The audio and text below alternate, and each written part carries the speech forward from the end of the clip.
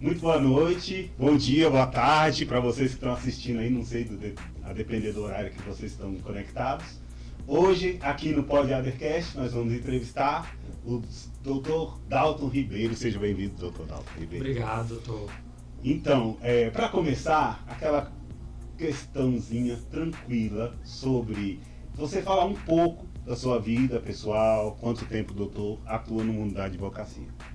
Doutor, primeiro eu quero agradecer pela oportunidade de estar aqui para a gente conversar, para a gente falar sobre um tema que é muito importante para as nossas vidas, né? Verdade. Nós, enquanto advogados, a gente vive disso, a gente ama a advocacia e, enfim, para mim é um prazer aqui vir falar sobre esse tema que eu tenho um apreço muito grande. Perfeito. Primeiro, sobre minha vida pessoal, eu sou a junção de uma união de uma nordestina com um mineiro, né, de Cuité, na Paraíba, com meu pai que veio de Arinos, Minas Gerais.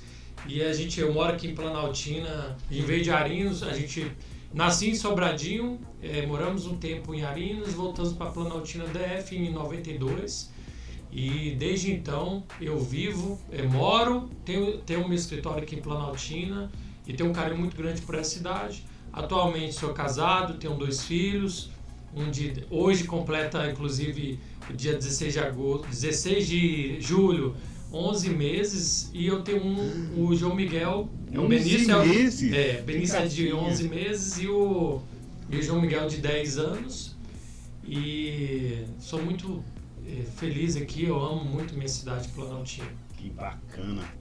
Rapaz, mas foi uma diferençazinha, né? De 10 anos para 11 meses, foi uma diferença. Exato. Bacana. O primeiro relacionamento, né? E aí tem um segundo relacionamento que esse é mais atual. Esse mais atual agora.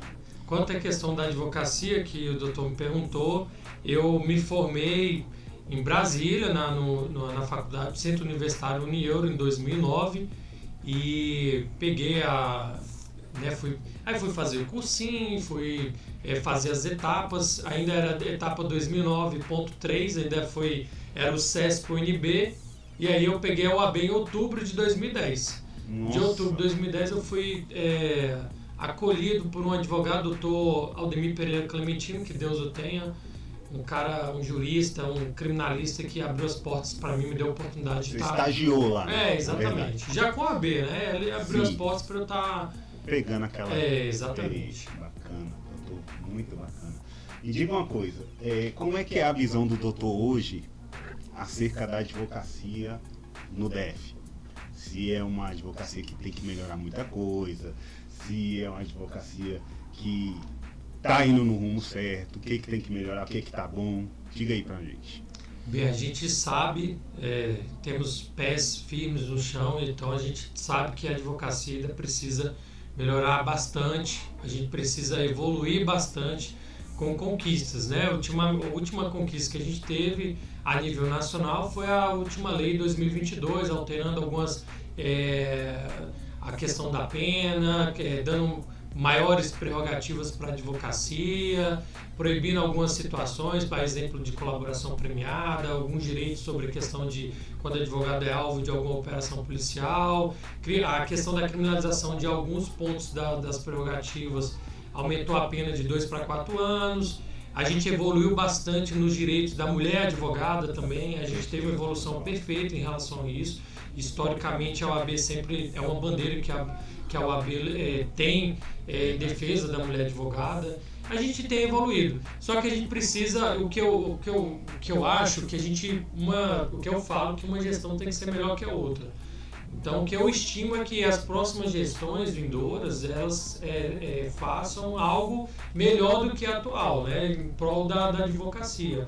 Seja melhoria, seja no assistencialismo, seja em prol da militância, seja em defesa justamente das prerrogativas, que isso é muito importante. Não pode negociar prerrogativas. Exato.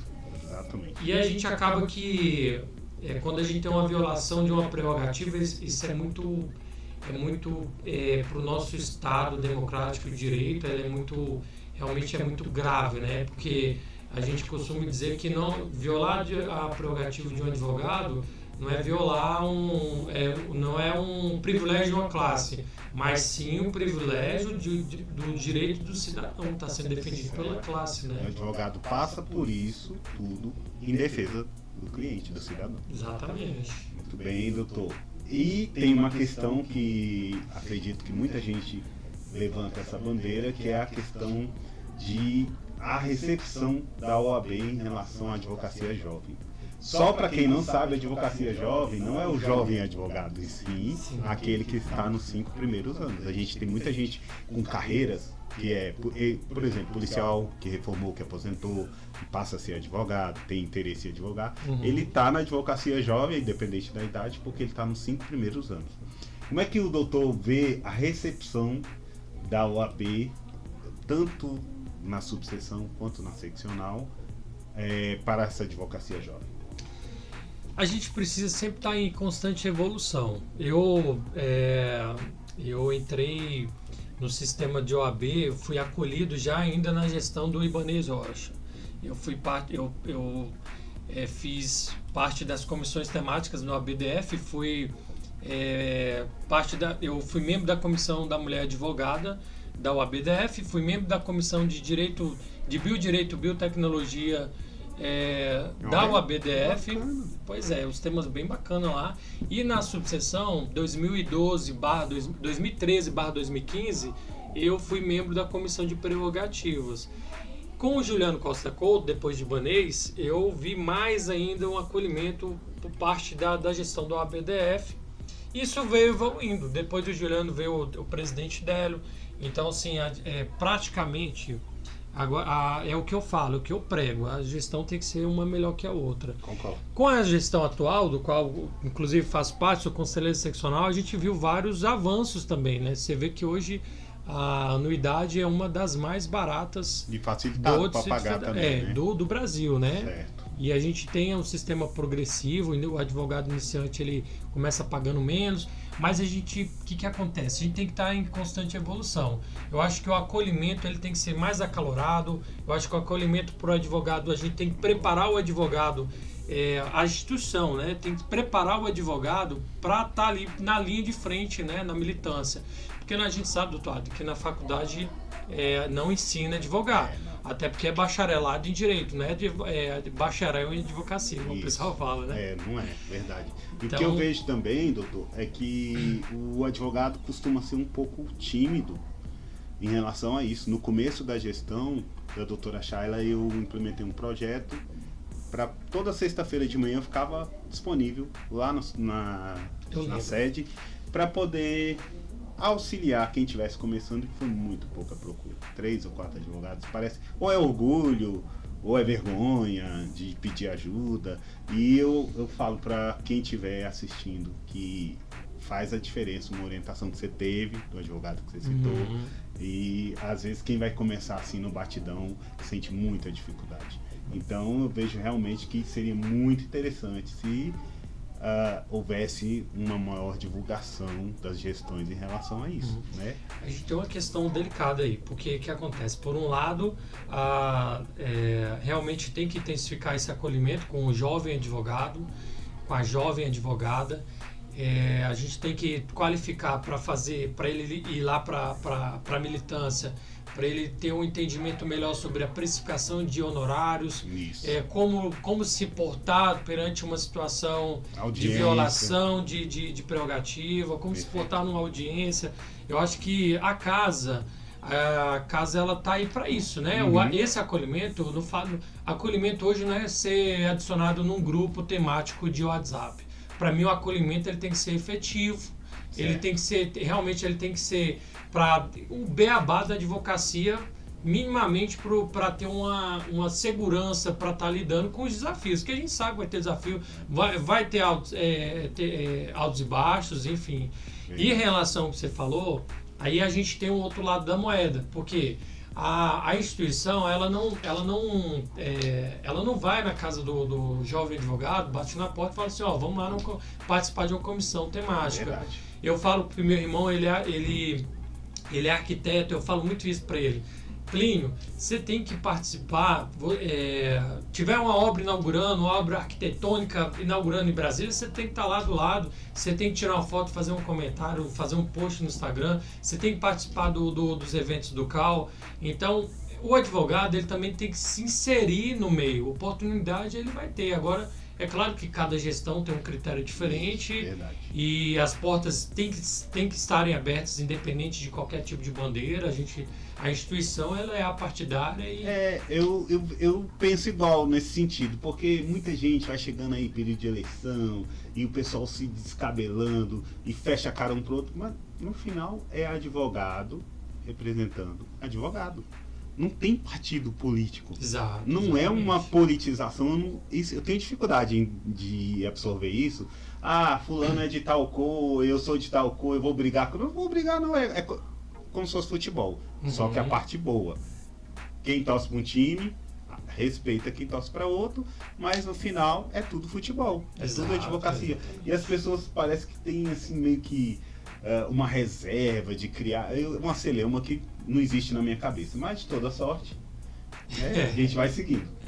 Doutor Dalton, eu queria saber, e não é uma pergunta capciosa, é uma pergunta que tem um escopo de trazer pra gente um conhecimento, quem não te conhece, acerca de questão liderança. Não é política, não estou falando de política, nem é momento de falar política, não estou falando de política, estou falando assim. A minha pergunta é, se o senhor se enxerga como uma liderança na sua região, não precisa ser tão somente na advocacia, né? Por exemplo, minha esposa ela é advogada e é supervisora numa escola, então ela é uma liderança. Diretora, vice ela, entendeu? Mas como o senhor já mora em Planaltina há muito tempo, doutor, então pode dizer assim, eu sou conhecido aqui desde a época, então uma resposta sem ser capciosa, não uma pergunta capciosa nem maliciosa, entendeu?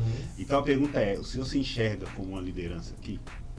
Eu me enxergo mais como um discípulo das lideranças que a gente tem na nossa cidade, a querida centenária cidade de Planaltina DF. Eu enxergo isso com bastante tranquilidade e humildade, porque a gente precisa estar em constante aprendizado, né? Claro que a gente tem... Isso tudo é construído, as relações, os laços, é construído com trabalho, com lealdade, com companheirismo. E isso a gente vai acabando se inserindo como uma referência no sentido dessa construção de grupo, de trabalho, de idealismo político institucional. Então eu ainda tenho muito que aprender com grandes advogados, com grandes lideranças que a gente tem aqui na cidade. Mas eu já tive oportunidade de ver o doutor atuando lá no Tribunal do Júri e eu entendo que o doutor é bastante conhecido, de uma forma positiva. Falando isso assim Dalton Ribeiro, as instituições conhecem. Eu entendo que o doutor é bastante conhecido e acho isso positivo. Eu entendo assim, que é uma forma positiva de lidar no trato, né, com a advocacia.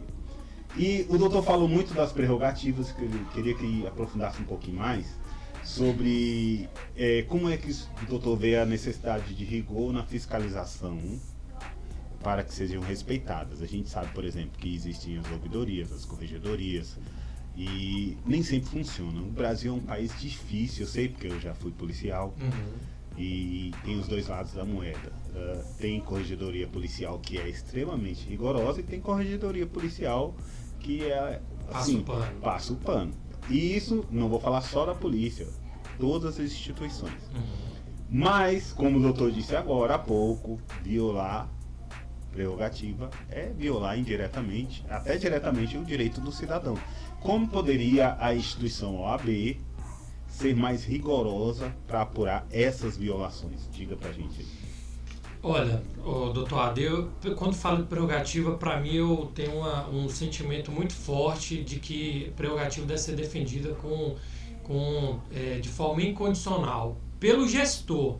A instituição ela não pode delegar isso para quem está sendo ali representado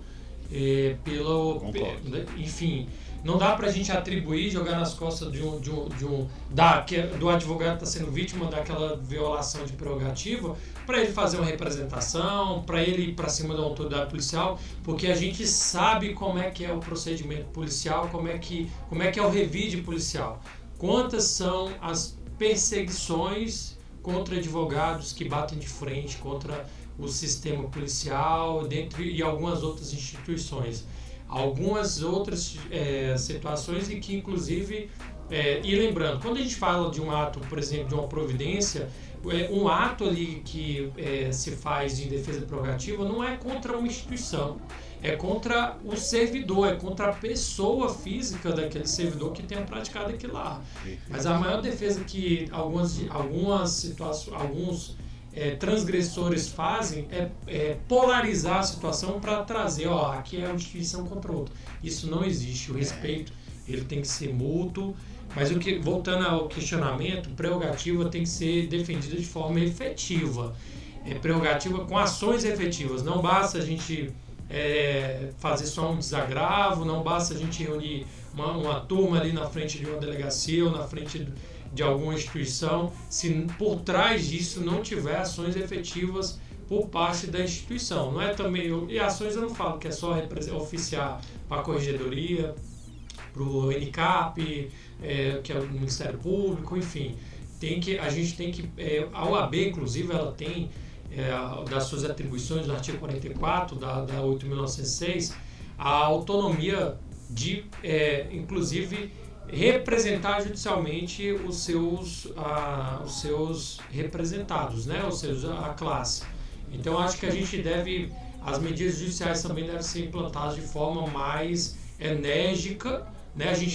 É claro que a gente tem evoluído para isso. Nós tivemos casos em Planaltina que a OAB foi enérgica em relação a isso. Da doutora Eila. Exato, da doutora Eila. Até o trancamento, né? Da ação penal, a BDF impetrou um HC, ela foi indiciada, foi denunciada e justamente ainda foi indiciada pela delegacia, denunciada pelo Ministério Público, e o OAB prontamente impetrou um habeas corpus e foi trancada a ação penal. O Conselho Seccional aprovou o desagravo, né, em 2023, e eu acho que nesse momento a doutora Eila aguarda a realização do desagravo. Mas enfim, providências foram tomadas mais efetivamente aí, e eu quero crer que isso vai evoluir para melhor, né? Já está evoluindo. Eu tenho percebido, por exemplo, a atuação, eu conheci através do Dr. Acaone, lá na Papuda. Sim, representando as prerrogativas do sistema prisional. Tem plantão lá. Isso é importante. E eu já tive, por exemplo, que fazer videoconferência e eles passam um número, eles fazem contato. É uma coisa bem interessante a atuação das prerrogativas lá no sistema prisional, mas as subseções poderia... Concordo. Esse sistema lá é que toda sexta-feira se fazem presente. A prerrogativa a nível subseccional, né? Vamos falar em Planaltina, por exemplo, é importante que tenha uma presença e se fazer presente não só ali fisicamente é importante, né? Porque querendo ou não, de forma essa presença faz com que as autoridades falam, a instituição está ali, está vigilante, está atuante, está companheiro, inclusive, dos trabalhos, enfim. Então, isso aí é sem nenhuma dúvida importante e salutar, né? Exatamente. Doutor, na sua visão, até onde alcança, eu falo assim, alcance não só físico, mas institucional, um presidente de subseção na defesa dos interesses? Essa é uma pergunta também que não é capciosa, no sentido de que nós temos limitações, certo? Então, eu sou presidente de subseção e quero falar com o magistrado. Não é garantido. Tem magistrado que é muito difícil, apesar da lei garantir e assegurar, mas é muito difícil ter uma... Então, até onde vai o alcance de um presidente de subseção dos interesses da advocacia? Olha, a gente sabe que o artigo 60 da 8.906 dita que uma das atribuições da subseção é representar a classe nas finalidades da OAB que estão estatuídas no artigo 44 enfim, ou seja, quais são, né? A gente sabe de cor. Defender a Constituição, o Estado Democrático de Direito, a aplicação das leis, enfim, representar a classe, disciplinar os advogados, enfim. Então a gente tem essa legitimação, obviamente, dentro da respectiva base territorial. Então eu vejo que a figura do presidente ou da presidente de uma subseção é importantíssima para que estreite os laços com as autoridades locais. E a gente, se um advogado, no exercício da profissão, ele já tem o direito de estar ali com a autoridade, imagina o representante da classe, porque está ali representando interesses coletivos, né? Então, eu acho que a autoridade que se negar a fechar as portas para receber um representante de classe não é digno de estar ocupando aquele cargo, né? Concordo. E, doutor, eu vi na sua última época, eu sou advogado, estou fazendo aniversário de 5 anos em agosto. Então, eu peguei um pouquinho da sua gestão anterior e eu vi essa situação dessa pergunta. A pergunta que eu formulei é: o senhor entende como necessário bom trânsito entre as instituições, o advogado ou o representante?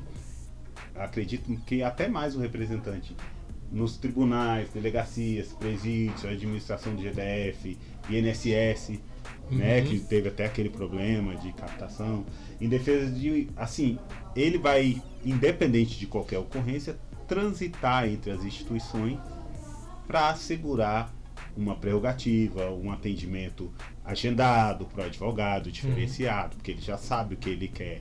Ele não está indo ali, por exemplo, receber uma orientação. O advogado, a rigor, ele já sabe que ele vai lá, né, representando alguém, requerer algum benefício. E aí, como é que o doutor vê esse trânsito de uma liderança de subseção naquela região? Aqui em Planaltina nós temos INSS, né? Tem região, acho que não tem, mas Planaltina tem. Como é que se houver essa questão? Eu acho que o bom trânsito, digamos assim, isso, bom trânsito, ele é necessário, ele é importante, mas essas boas relações, elas têm um limite. Elas devem ser mantidas até que isso seja recíproco. Entendi. No momento em que a autoridade já fecha as portas, no momento que a autoridade desrespeita, transgride, ou seja, desdenha de uma classe, não dialoga com a classe, seja qualquer for autoridade, qualquer um que está num posto público, investido num cargo público, ele deve prestar contas com a população, ele deve atender uma instituição como a Ordem dos Advogados do Brasil. Então, que a Ordem também desempenha, doutor Ade, você sabe muito bem, um papel de fiscal também da lei. Sim. Então, para mim, eu vejo se uma autoridade... por isso que eu falo, é importante, sem dúvida, tem que ter esse bom trânsito, esse bom diálogo, mas a gente já viveu em Planaltina momentos em que as portas foram fechadas para um diálogo para resolver a situação e providências enérgicas tiveram que ser tomadas. E é uma coisa que eu não entendo, veja bem, a gente teve a figura, não precisa citar nome, todo mundo sabe, de um senhor que era juiz, deixou de ser juiz para virar político, e na primeira necessidade de ir na Polícia Federal, ele foi acompanhado de 2 advogados. Ou seja, parece que as pessoas não refletem que todo mundo pode precisar de um advogado. Exato. E a classe, eu falo brincando, porque eu fui policial, eu tenho um bom relacionamento com a polícia e te digo que policial também é bom cliente. Então a gente não pode olhar só pelo olhar de eu preciso de respeito. Sim, claro, é a lei que diz, não é só a gente. Sim.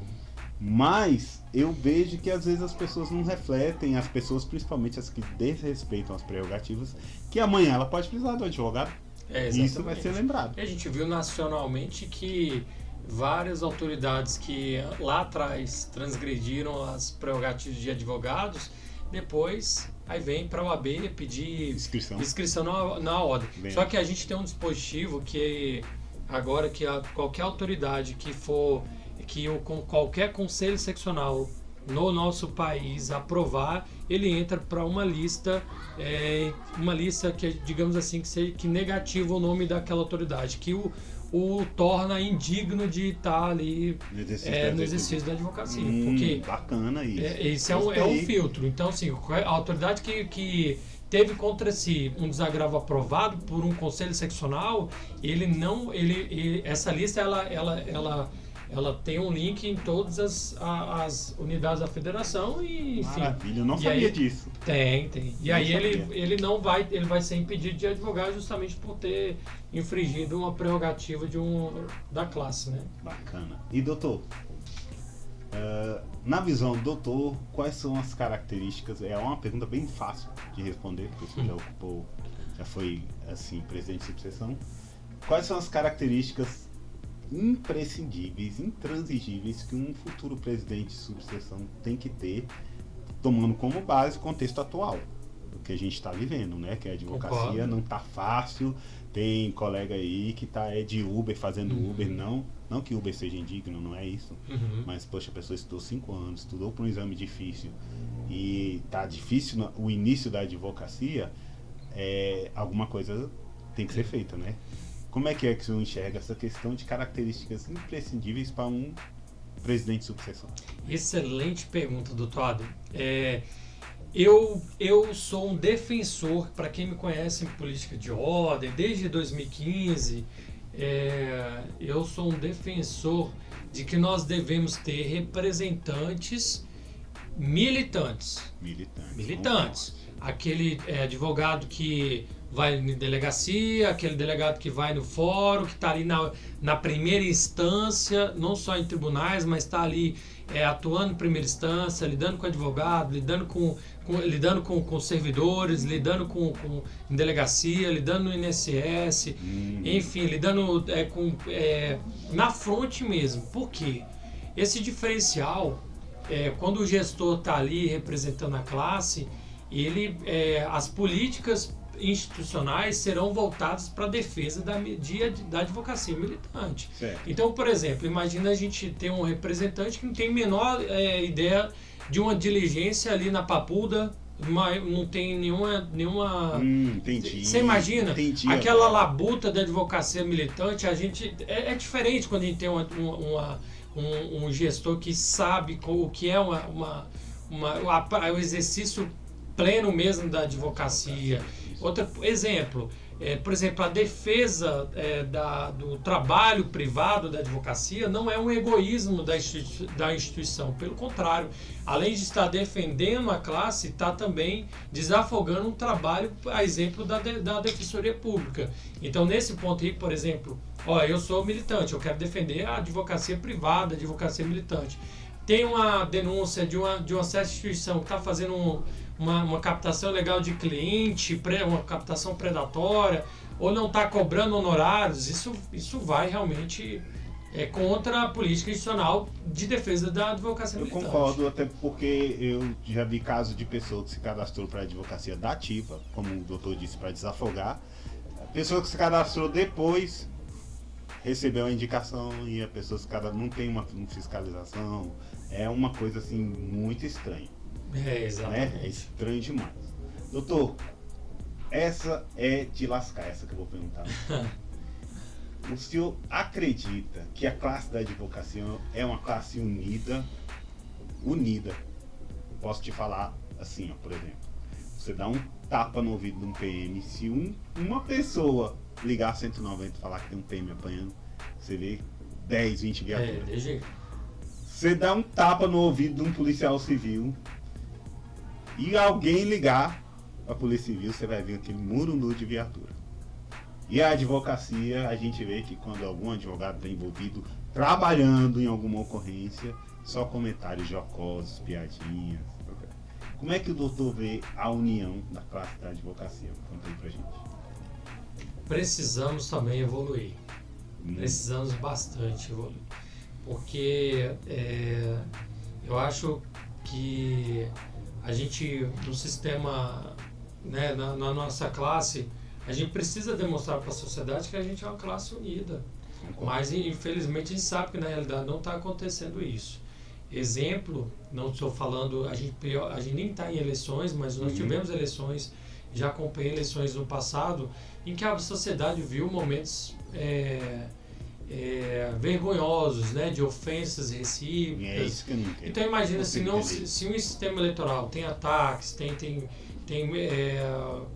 jogo baixo, tem aquele que foge de um trabalho propositivo, isso a gente já passa uma péssima imagem para a sociedade.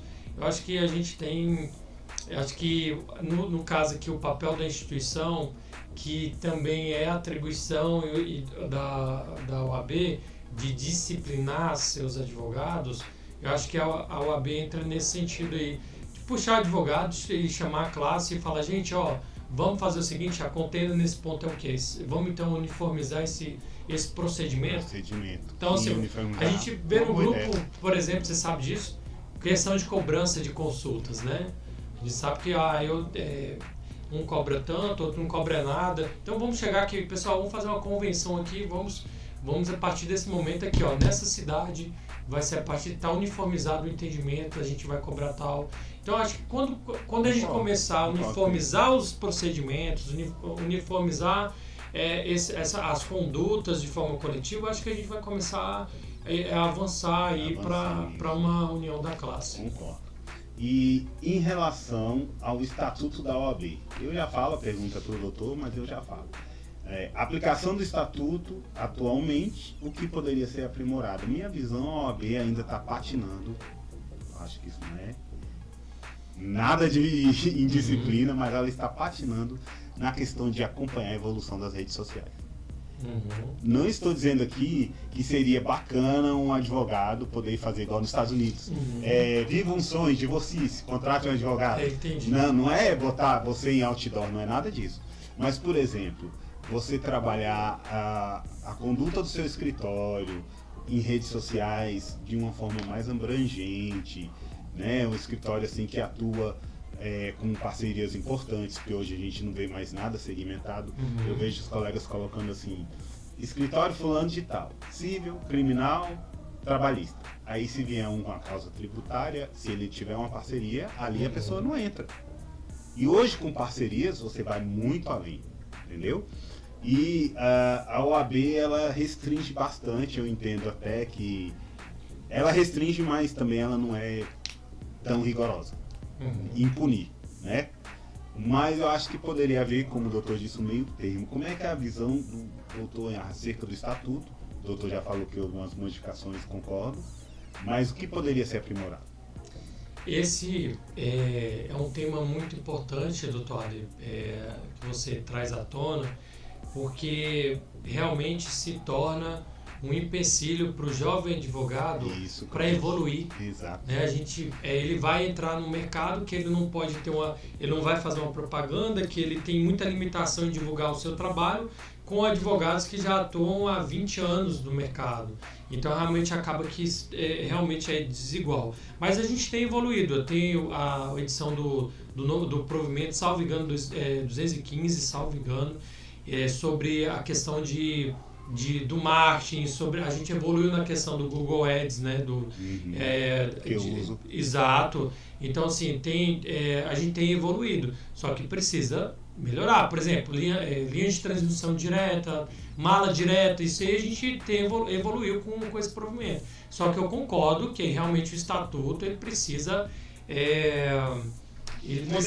modernizar, acolher, só que a gente também tem uma questão que o meu entendimento, não falo pela instituição, mas eu acho que a OAB ela tem uma preocupação, pelo que eu entendo da essência jurídica da norma, é que existe a vedação pelo Código de Ética e Disciplina da questão de vedação da mercantilização da advocacia. Mas isso aí eu sou a favor, porque se você botar de forma assim mercadológica, vai aparecer cada figura. Tem gente que vai anunciar carro de som. Exato. Aí vai chegar num nível. Hoje eu recebi de um colega meu, o Dr. Johnny, meu amigo também. uma postagem daquele perfil Tribunal do Júri, em que um advogado, ele parece tipo voando em cima da cadeia pública, aí aparece na frente e fala, você que está com seu parente preso, sei o quê. Então imagina se mercantilizar. Acho que a gente precisa manter a altivez da nossa classe, né, a importância da nossa classe, mas também facilitar a inserção do jovem advogado no mercado de trabalho. Isso, uma sugestão que eu daria, se a gente alcançar alguém que tem esse poder, é, por exemplo, liberar contatos. Então você faz ali, eu tenho um perfil jurídico e aí você pode deixar, além de colocar uma informação de relevância, uma informação jurídica, um contato para a pessoa esclarecer maiores dúvidas. E nos posts não tem. Não pode, né? Porque aí não pode se insinuar para... Exato. Tem essa questão. Por exemplo, do que eu estou falando? Eu estou falando assim, por exemplo, você coloca assim, no divórcio litigioso funciona isso, isso e isso. Aí embaixo, maiores esclarecimentos. Aí não pode. O Tribunal de Ética e Disciplina ele cai em cima. Schumberg. Vamos lá. Agora, pergunta espinhosa. Ixi, vamos lá. Estou preparado aí. Qual é o seu sentimento, isso é espinhoso, em relação à segmentação, em alguns casos, e agora muitos casos, da advocacia, eventos que são realizados exclusivos para um gênero, uma polarização, o homem só por ser homem é vilão, só por ser homem. Eu tô olhando para um vilão, ó, gente, o vilão aí, ó. Entendeu? 2 vilões, olha lá na tela, 2 vilões, entendeu? Como é que é o seu sentimento em relação a isso? Eu não concordo, eu acho que minha visão, a pergunta é pro doutor, mas a minha visão é que o homem, ele tem que ser utilizado para ajudar a combater a violência contra a mulher e tudo. Agora, assim, colocar o homem só por existir como vilão, dizem que já chegou a 250 leis para beneficiar as mulheres. Para onde é que isso vai parar? Né? Eu compreendo o questionamento. A polarização, em todos os aspectos, é muito negativa, é muito ruim. É muito ruim. Eu vejo que a instituição ela tá aí para todos, né? Para qualquer tipo de gênero. Respeito, e deixo aqui registrado que respeito bastante. Hoje nós temos maioria de advogados, advogadas que são mulheres. Então a maioria dos advogados, das advogadas aqui, obviamente, falando de gênero, são mulheres. E, obviamente, doutor, a gente sabe que a mulher ela vem conquistando, ela por muito tempo, e contando a história aqui no Brasil, ela foi privada de direitos, enfim, e a gente, graças a Deus, vem evoluindo bastante para a conquista dos direitos da mulher. E a gente sabe que realmente a mulher é mais frágil, mais vulnerável. É difícil ser mulher hoje em dia. Você vê, a gente aqui em Planaltina, a gente protagonizou a questão da doutora Letícia Curado, que foi, enfim, aconteceu o que aconteceu. Inclusive, eu ainda estava na gestão como presidente. Foi uma das... eu não vi outra no Distrito Federal, foi o que eu imagino. Nunca vi nessa história.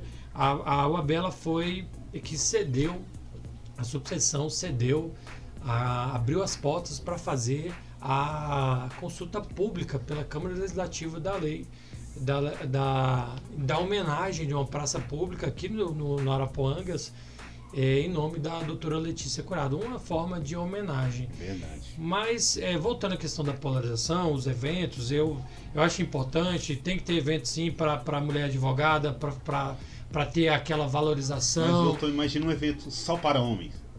Eu compreendo. Se tiver um evento só para homens, a primeira coisa que vão falar é assim, tem um monte de garota de programa contratada para se apresentar. Eles pensam que é uma bagunça. Agora, para mulher ninguém pensa. Mas o homem é uma coisa meio exclusivista que eu acho assim meio... tem que ter... Exagerado. Tem que ter, doutor Ade,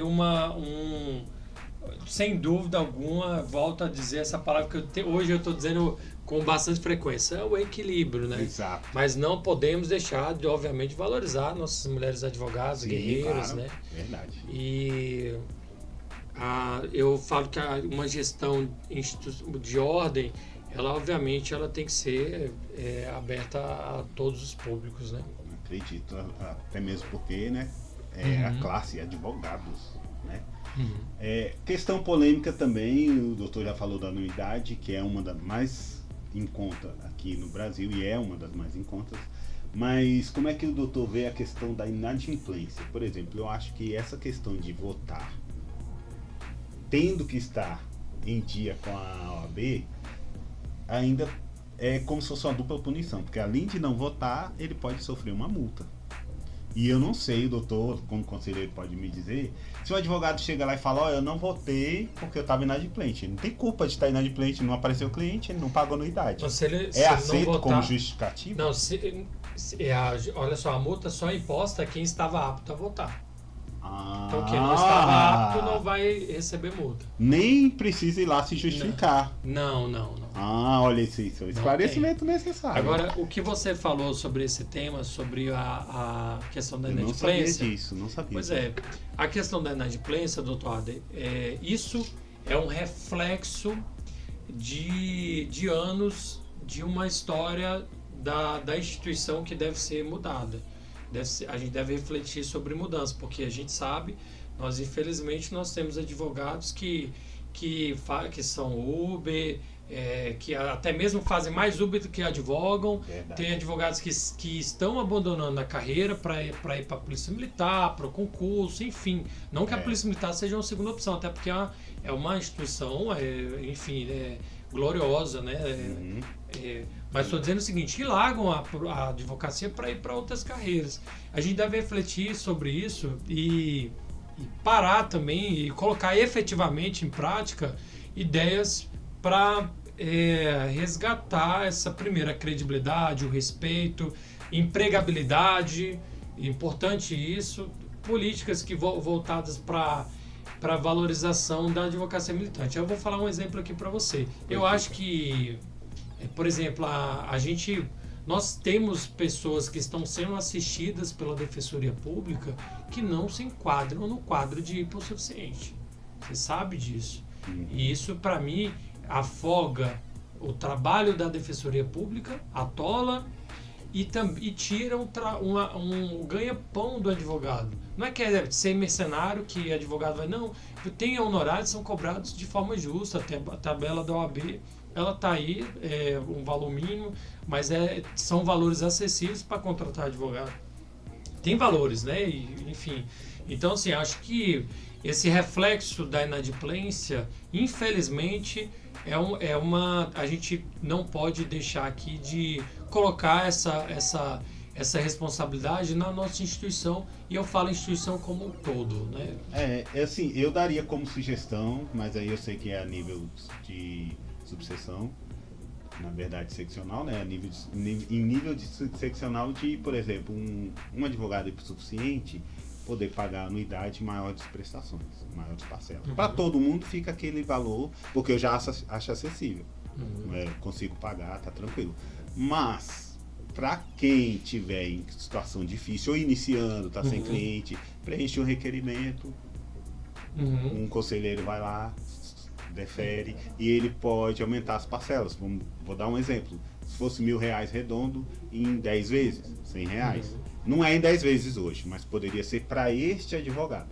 Essa é a primeira sugestão que eu dou. E a questão que eu daria também de opção, se houvesse bem essa palavra, seria a questão do advogado que não atua não ser obrigado a pagar.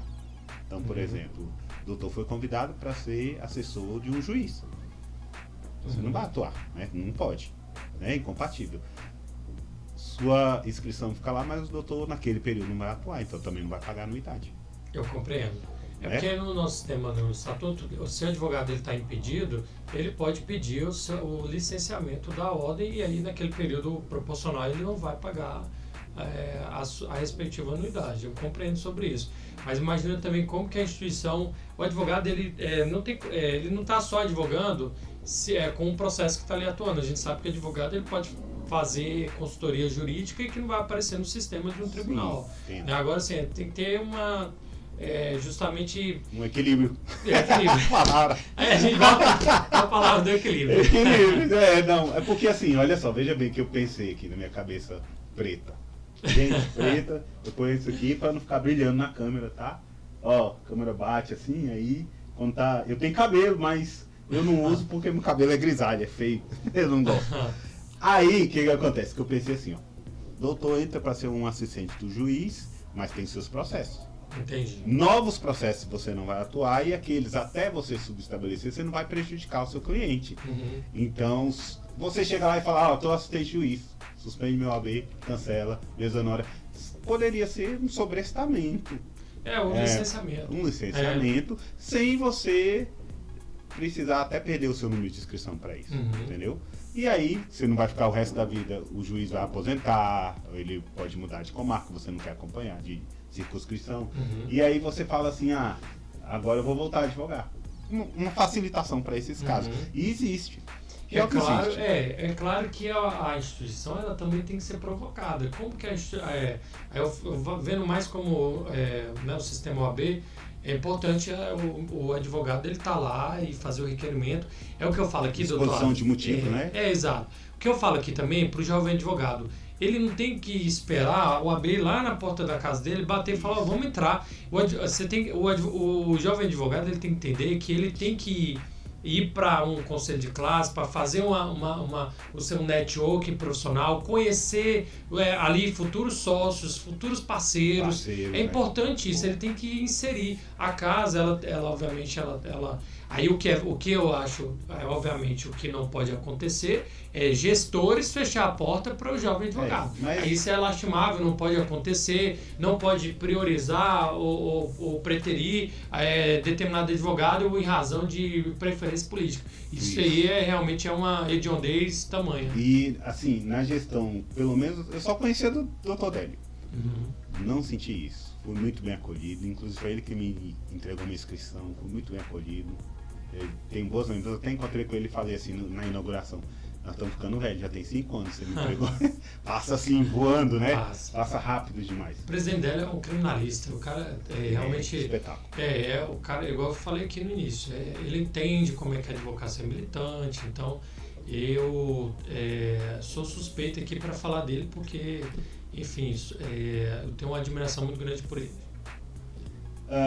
A pergunta formulada seria como o doutor enxerga a advocacia daqui ao final da próxima gestão, mas no sentido, assim, qual é a evolução que o doutor vê? Por exemplo, eu vejo uma, eu tive presente e achei sensacional. A entrega de uma sala para a advocacia na 31ª DP, a doutora Shayla estava lá, a doutora Neiva, e um local bacana. Falei assim, eu moraria aqui, banheiro, tudo bacana. Igual na subseção. Subseção falei a mesma coisa, eu moraria aqui, porque muito bem feita. E é uma evolução que, pra mim, tá começando agora. O DF todo não tá implementado isso. Esse negócio de salas para advogar. Em Planaltina, essa é uma história que eu vou compartilhar com vocês aqui, muito antiga. Essa briga por espaço na sala, na delegacia. Iniciou lá atrás na gestão do Dr. Marcelo Oliveira, presidente que me antecedeu. A gente teve, eu vou falando da 16ª, a gente tinha o Dr. Caracelli, que era o delegado-chefe, depois do Dr. Caracelli veio o Dr. Edson Medina, excelente gestor institucional, e aí a gente teve várias reuniões, inclusive já dentro da gestão a partir de 2016, na minha gestão, a gente já teve várias reuniões justamente para tentar consolidar esse espaço. Só que o que acontece? A gente sabe que existe troca de gestão, cada dirigente de delegacia pensa de um jeito, isso estou falando... Parece política. Distrito Federal inteiro. Infelizmente, tem delegados que enxergam o advogado como um criminoso, isso e tem outros delegados que entendem que a figura do advogado é essencial e legitima e respalda o trabalho policial. É excelente trabalho. É assim que deve ser, né? Então, assim, aí foi necessário a gente normatizar isso. O Estado, né? Aí por uma criação, um projeto de lei do deputado Pedro Paulo. E aí, o deputado Pedro Paulo, um abraço aí, ó, valeu, adorei isso. A gente deve dar o mérito a quem de direito. Verdade. E aí o deputado, a lei distrital foi aprovada e agora foi implementado. Isso agora em todo o Distrito Federal é lei distrital e não tem mais essa opção de uma política, de jogo de cintura, de querer ou não. Agora é lei, tem que ser cumprido. Então, o que eu acho que é importante, a advocacia tem que ter um espaço sim. Ali é um atendimento, ali é uma área, um espaço de acolhimento, de exercício da advocacia, de cidadania, enfim. Perfeito. Outra pergunta espinhosa, essa é chata e necessária. Como o doutor percebe atualmente a questão da advocacia como segunda profissão? A gente vê aí professor advogado, na faculdade já tinha um monte de professor advogado. Uber advogado, que a gente falou, chefe de cozinha advogado, também já vi. Advogado eletricista, já vi também. E como é que o doutor enxerga isso de advocacia ser segunda profissão? Nem a primeira, a segunda profissão. Como é que o doutor enxerga isso? A gente tem dois aspectos. O primeiro é o profissional que tem ali a advocacia como uma paixão, como realmente o ganha-pão, e além disso ainda quer ter uma profissão também por amor, né? Por exemplo, professor, advogado, professor. Se não fosse um advogado, professor, imagina as faculdades como é que seriam, né? Imagina a gente ter só professor, magistrado, promotor, delegado, policial, ia ser uma... Imagina como é que seria a formação só por esse aspecto, né? Por outro lado, eu entendo a temática da pergunta justamente por conta do cenário que a gente está vivendo no país. Mais de 1 milhão de advogados, muitos que realmente, a gente já citou aqui, pessoas que estão enfrentando dificuldades, mas aí a gente volta ao que eu posicionei para você. A instituição, ela tem que... A OAB nacional, aí vou falar assim mais de forma erga omnes, né, digamos assim, eu acho que ela precisa encabeçar essa luta de forma mais assim, pegar no braço, botar debaixo do braço e falar assim, olha, vamos agora fazer uma gestão voltada à advocacia militante. Por exemplo, nós temos agora o deputado, o presidente do Conselho Federal, Beto Simonetti, ele está atuando, a gente mandei até no grupo sobre isso, sobre a atuação, sobre a exigência de se ter advogado também nas atuações a nível de juizados especiais cíveis. E mediação e conciliação. Isso tá vendo? Eu fui conciliador voluntário na época da faculdade 1 ano. Pois é. E já era uma luta para a gente conseguir que o advogado estivesse presente. E eles confundem que, por exemplo, uma parte ser substituída pelo advogado não quer ir e não pode acontecer assim. Então, eu vejo bem positivo essa questão aí. Essa foi, eu só estou sendo aqui uma das iniciativas que devem ser colocadas debaixo do braço e ir para a linha de frente mesmo no Congresso Nacional, usar o prestígio da OAB para aprovar leis favoráveis à advocacia. Exemplo é isso. Gente, o quanto a gente não pega cidadãos que vão no escritório da gente e eu falar assim, olha, a sentença foi sentença de mérito, julgando improcedente uma pretensão de uma pessoa leiga que poderia ter juntado um documento, poderia ter produzido algum tipo de prova e não fez por ser leiga, por não ter o conhecimento. E aí, para um recurso inanimado a nível de juizado, a gente tem aquela barreira da vedação da inovação recursal. E aí, como o advogado vai entrar naquele processo já com o que está instruído, por conta da barreira da inovação, da vedação de inovação recursal. E aí, valeu de quê? Então, assim, é muito delicado isso.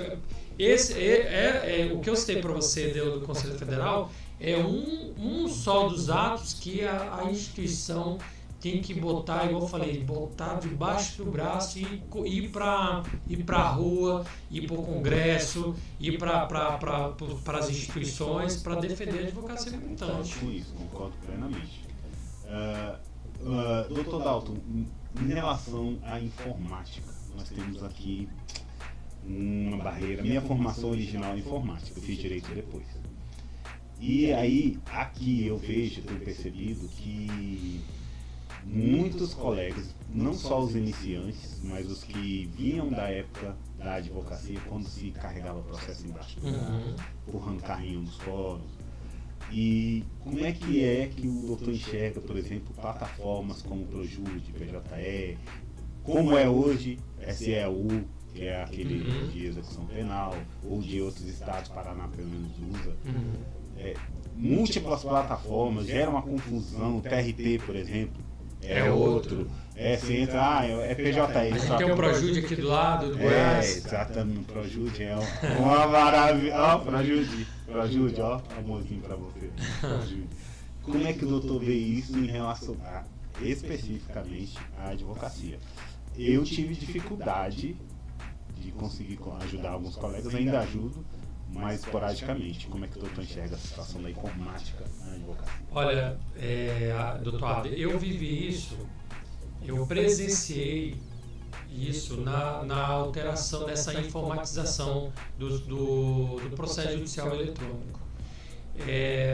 Desde o início. E o que acontece? Eu vi não só jovens advogados, mas eu vi também advogados experientes fecharem as portas porque não tinha condição nenhuma de estar ali na labuta, estar exercendo a sua advocacia. Eu entendo o que acontece. Eu acho que o sistema informatizado ele veio para melhorar, otimizar a prestação jurisdicional, e sem nenhuma dúvida, eu acho maravilhoso o sistema informatizado, só que ele deve ser acessível, ele deve ser mais, digamos assim, eu acho que deve ser mais prático. Intuitivo. Exatamente. E ele não deve vir para burocratizar, ele deve vir para facilitar. Eu acho que a instituição, a OAB, ela também deve fazer, ter políticas, não estou falando que é a minha visão pessoal, acho que deve ter projetos como esse que você, pioneiro na subseção de Planaltina, fez. Aquela sua disponibilização de estar ali para estar ajudando o jovem advogado ou experiente advogado a estar ali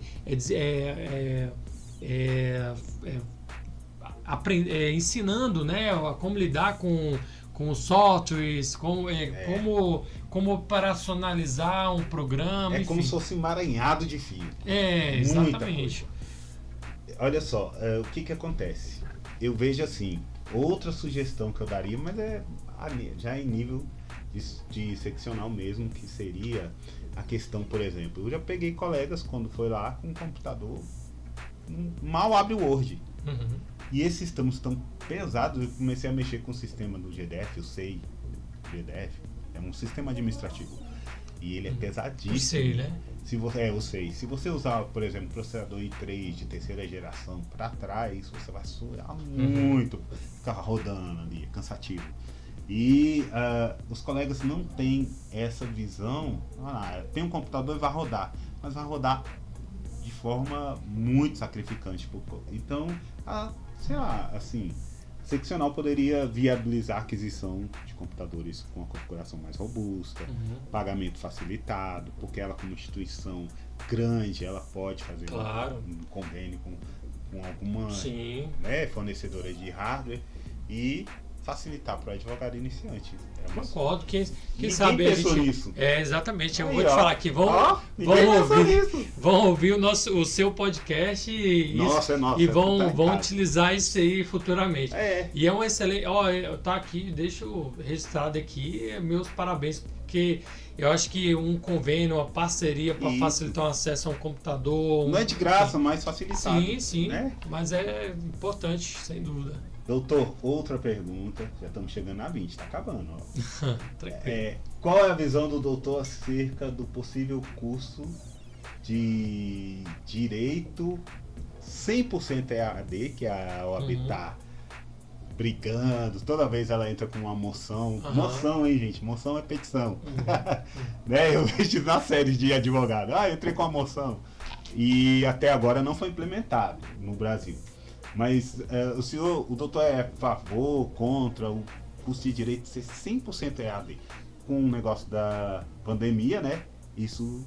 Foi só uma exceção na pandemia, né? Olha só, eu Eu sou professor também de faculdade, eu dou aula de direito profissional, né? Ou seja, ética e disciplina. O doutor é professor de faculdade. Sim. Que legal isso aí, gente. Vocês podem fazer uma merchandising aqui? Pode, tranquilamente. Aqui pode, está liberado. Pode falar. Eu dou aula na Faculdade Real de Planaltina, tem outros colegas também que dão aula lá. Já tem quase, acho que esse ano vamos para o 2º ano. Como é que é dar aula, doutor? É maravilhoso. Eu particularmente, eu amo direito criminal, mas na faculdade, pela minha experiência institucional, eu agrego bastante, passando conhecimento na área do Estatuto da Advocacia, da história da OAB, de Código de Ética e Disciplina, os administrativo mesmo. Exato. Então, eu compartilho conhecimento com os alunos nesse sentido. Nesse ponto, eu vou te falar, eu acho que a Faculdade de Direito, nesse ponto eu sou mais conservador, porque eu acho que a Faculdade de Direito é algo, os 5 anos ainda é pouco para se aprender ao direito. Então acho que crítica que eu faço, por exemplo, eu fiz uma pós-graduação, eu tenho 4, mas eu fiz uma em direito militar. Eu fui olhar meu histórico que não tem uma disciplina sequer de direito militar, doutor. Não tem. Os militares ficam aí. Como? Porque é um código de processo penal militar, é um código penal militar à parte. E a gente não vê isso. Eu acho isso um absurdo. A gente tem faculdades que não tem, por exemplo, a matéria de medicina legal, né? A gente sabe. Eu não fiz. Pois é. Então, olha só, 5 anos é muito pouco. Imagina ainda EAD. Eu tenho resistência, porque EAD é um negócio, eu acho que veio mais para suprir uma necessidade e não deixar os alunos naquele momento de pandemia. Naquele momento. Mas esse aula de direito tem que ser presencial, aquele contato com o professor direto, estar na faculdade, estar concentrado para aquilo. Disciplina para aquilo. Disciplina, e acho que realmente tem que ser presencial mesmo. Perfeito. Vamos lá para outra espinhosa. O doutor é a favor... Você só tem pergunta espinhosa aí. O doutor é a favor ou contra o porte de arma para advogados? O porte de arma. Porte de arma aí, ó. Assunto em voga que me inseriram num grupo de WhatsApp. Porte de arma para advogados. Aí eu não tive coragem de sair porque o assunto me interessa. Então, como é que é seu posicionamento? Olha, eu vou falar também, nesse ponto também sou conservador. Eu sou a favor do porte de arma para advogado, desde que o advogado ou advogada preencha os requisitos da 10.826, se não me engano. Acho que isso mesmo. Então, assim, que é o Estatuto de Desarmamento. Tem que preencher os requisitos. Se normatizar isso, não vai ser indiscriminado o porte de arma. E realmente deve ser. E outra coisa, se engana quem acha que o porte de arma é só para um criminalista. Nós tivemos 2 colegas assassinados em Goiânia por uma disputa de terra. Nós tivemos um advogado em Sobradinho executado dentro do seu escritório por conta de uma cobrança de R$5.000 de um título executivo extrajudicial. Então, assim, se engana quem defende que é só um criminalista, é uma vaidade de uma subclasse na advocacia. Não é isso. A gente vê a área de família, a gente lida com... Imagina, um divórcio que lida com patrimônio. Litigioso, né? Exato. Então, assim, nesse ponto eu sou a favor, desde que siga os critérios da lei. E também é uma espécie de nivelamento, porque o Ministério Público já tem, juiz já tem.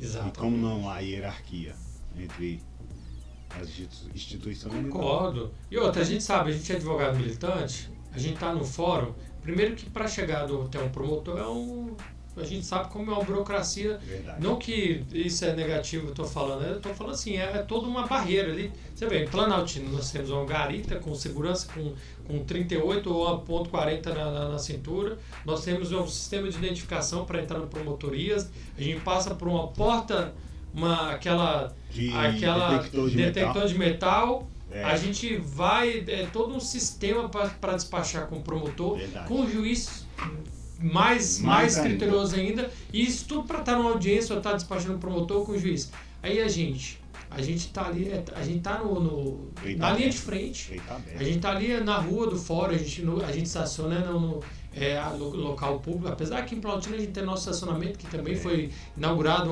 na nossa gestão, conquista. Mas a gente, nos outros locais, a gente estaciona na rua. Aquele júri mesmo que você acompanhou, a gente teve que horas que foi, você lembra? Uns 4, 5 horas 5 horas da manhã. Então Deus é Deus no céu e a gente e a fé aqui na terra. Top, viu? Tamo junto aí. Aquele foi top. Doutor, olha só.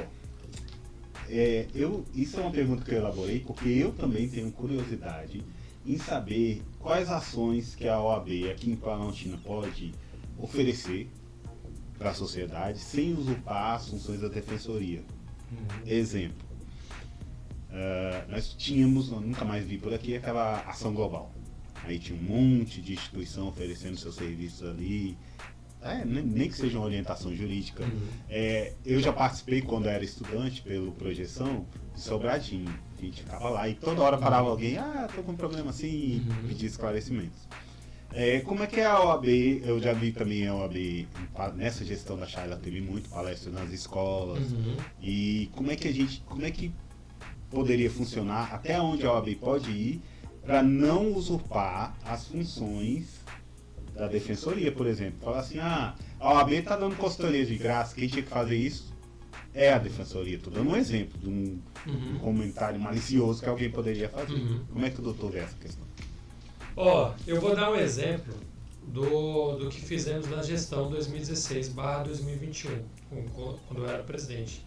Nós fizemos ações sociais no Vale do Almeicê, fizemos no setor tradicional, fizemos Mestre Damas, fizemos em parceria com a Regional de Ensino de Planaltina, em que a Regional abriu as portas para a OAB fazer várias palestras com o tema de violência doméstica e familiar contra a mulher.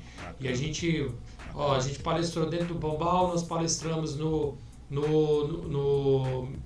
Mestre Damas, palestramos no Ministério do Querubins, várias escolas públicas aqui de Planaltina. E isso fazer um trabalho social é função também, em princípio, da OAB, não é usurpar a Defensoria Pública.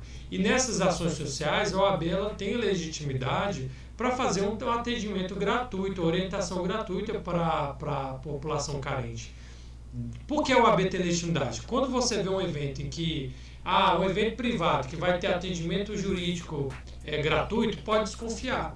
Se a OAB não estiver presente, pode desconfiar, porque ali pode ser uma captação ilegal, camuflada de cliente. Se aquela associação ela diz que é filantrópica, que a consultoria jurídica é gratuita, mas o cidadão acaba assinando um contrato de que vai pagar honorários, perdeu a finalidade. Perdeu. Então aí se revela uma captação legal. E seria assim, eu estou aqui para tirar esse esclarecimento, mas se quiser entrar com a ação, procura meu escritório. Entendi. Aí é um direcionamento, entendeu? Então assim, quando a OAB está presente é porque ela tem ali os critérios, doutor, de evitar uma captação legal de cliente, mas para zelar de que realmente a essência daquela ação social seja estritamente social, né? A defensoria também faz isso, né? Vai orientar, vai esclarecer, e a pessoa vai estar ali ou vai encaminhar. O AB a gente tem lá na sede, o ABDF, o Centro de Assistência para a Comunidade. Não tem isso a nível de subseção, mas temos para atendimento da população carente, né? Bacana. Vamos ver agora fora das perguntas tão maliciosas, né? Agora, uma perguntinha mais leve. O que o doutor poderia contar de um caso curioso ou inusitado que o doutor viveu durante sua carreira como advogado? Algum tipo de ação ou algo que o doutor tenha presenciado em relação à atuação como advogado? Um caso curioso.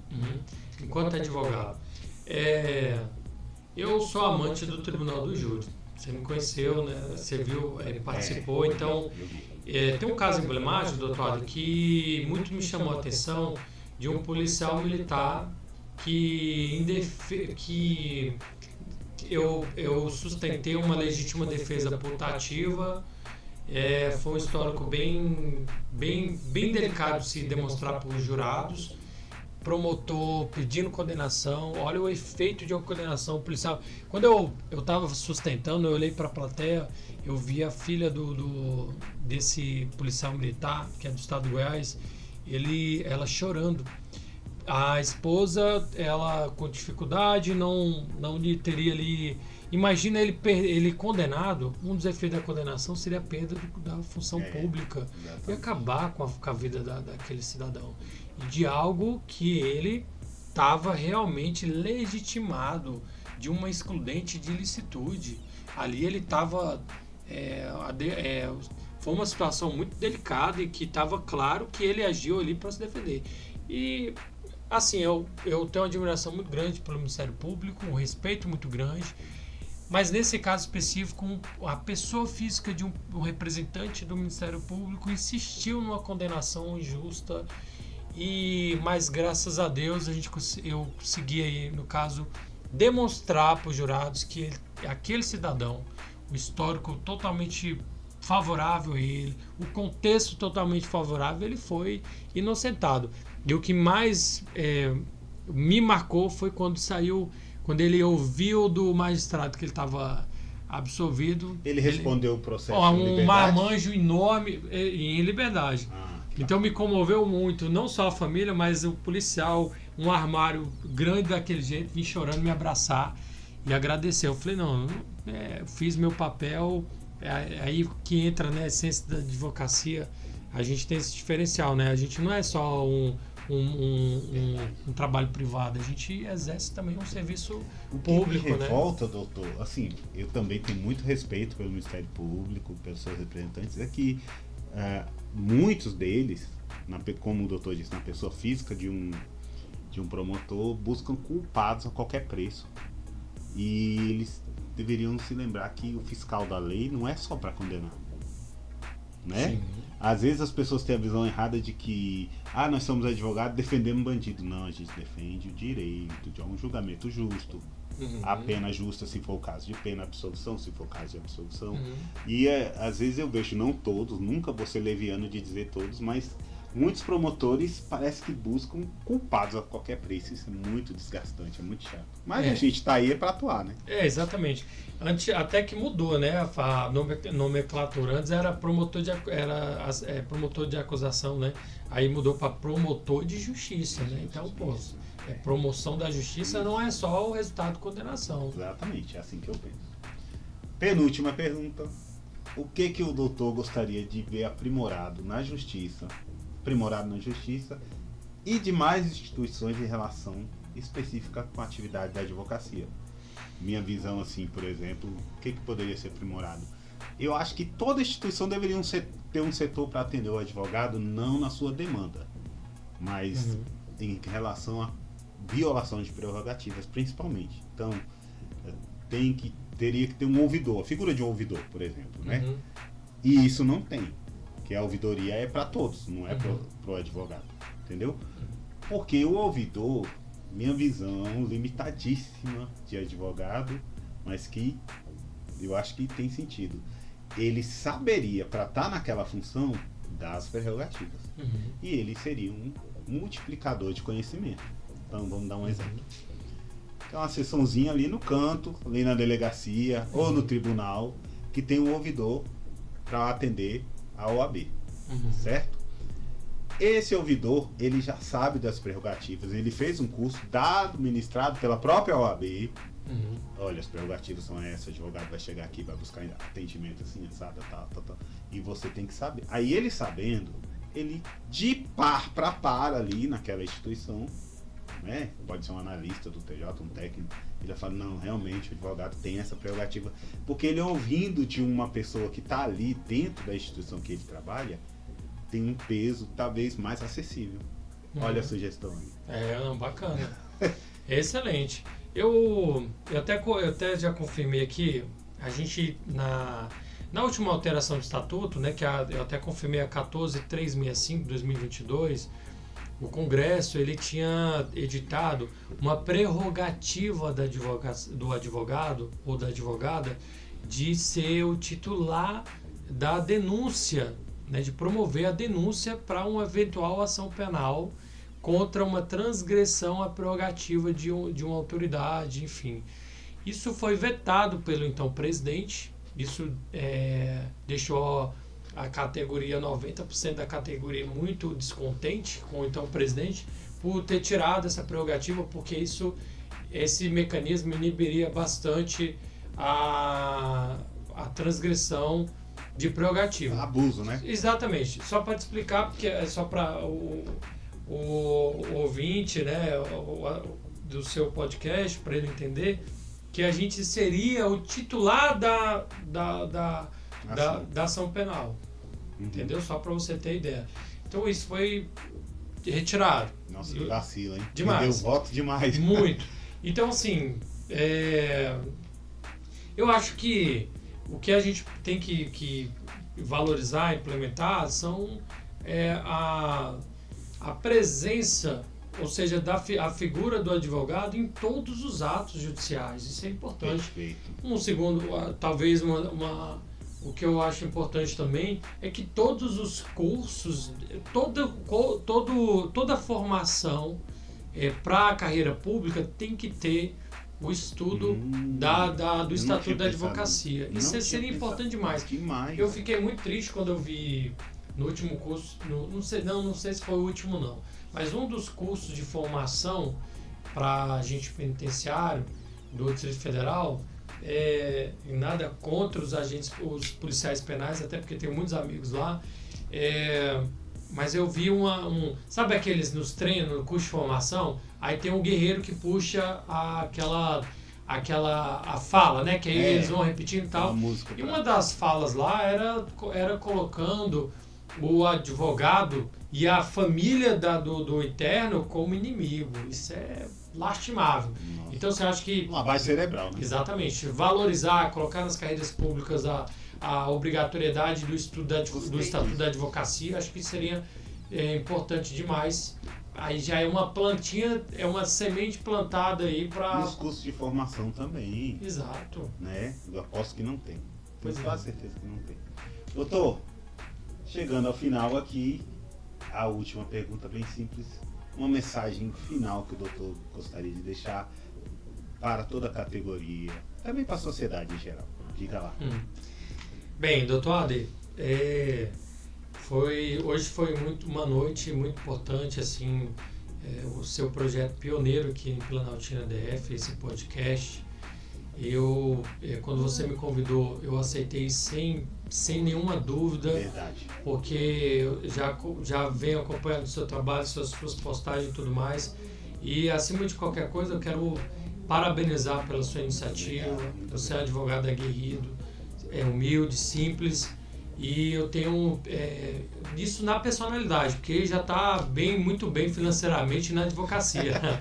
Mas eu quero parabenizar, doutor, por essa iniciativa. Quero agradecer por eu ter sido o primeiro aí para estar inaugurando esse podcast. Sim.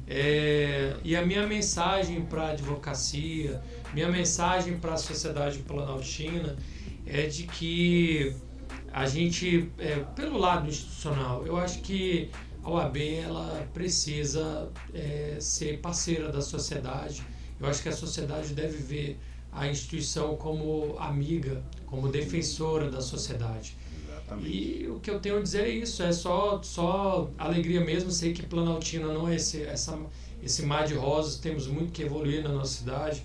Eu acho que os nossos dirigentes, administradores que entram, os de sempre e os atuais, eu acho que todos entram com a boa fé de fazer um trabalho diferenciado, mas eu acho que Planaltina e a nova cidade do Araponga merece muito trabalho, um trabalho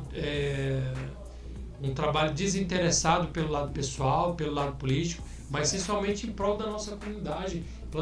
Quem é planaltinense não sai de Planaltina, a gente sabe disso, sempre... Bebeu, como é que fala? Bebeu d'água de Planaltina. Bebeu d'água de Planaltina. Se saiu, volta, sempre tem uma frequência de Planaltina. A gente é uma cidade maravilhosa, a maior em extensão territorial rural. A gente tem uma feira, a feira pujante, a gente tem uma cultura maravilhosa, a gente tem uma um calendário religioso maravilhoso. A gente tem a Festa do Divino, a gente tem a Via Sacra, nós temos, enfim, o nosso calendário, a gente tem também a Semana do Gospel em Planaltina, né, que é a no módulo, ou no Funções. Sim. Então a gente tem o Vale do Amanhecer, que é uma doutrina conhecida mundialmente. Referência espírita. Referência. No espírita. Nós temos aqui, indo para Brasília também, para Planaltina de Goiás, vários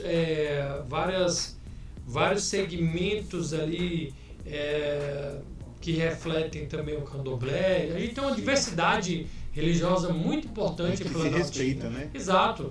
Então, assim, eu tenho um carinho, um amor muito grande por essa cidade, ainda quero ver muito ainda ela evoluir. É aqui que eu me criei, é aqui que meu pai me ensinou o que eu sei, a filosofia de vida. Meu pai e minha bisavó faleceu com 105 anos, estão enterrados aqui no cemitério de Planaltina. Então minha ligação aqui será sempre eterna. Agradeço demais a sua presença. Dizer que não precisam ter medo de vir no podcast, é tranquilo. Não tem nenhum tipo de pergunta que vai te deixar embaraçado. Não precisa ficar consultando ninguém. Pode vir sem medo. Agradecer o patrocinador aí, ó, do podcast. Lá da copiadora da feira. Doutor, o senhor pode ir lá buscar uma caneca. Quem vem no podcast ganha uma canequinha. Obrigado. Fala com o Roberto que ele vai... Obrigado. Aí você põe o logo do seu escritório, faz, ele é com o seu nome para ficar personalizado. Copiadora da feira, tem alguma referência lá? Sim, você vai entrar como se fosse para a feira de verdura, olhando à direita, perto da Bomboniere. Tá. Ao lado, você vai ver lá, copiadora da feira, tem a plaquinha. Procura o Roberto que ele vai... fazer a sua... É presente aqui do podcast. Obrigado, meu querido. Faço com o seu logo. E agradeço a todos que estiveram assistindo, acompanham a gente até esse momento. Grande abraço e até o próximo episódio para vocês.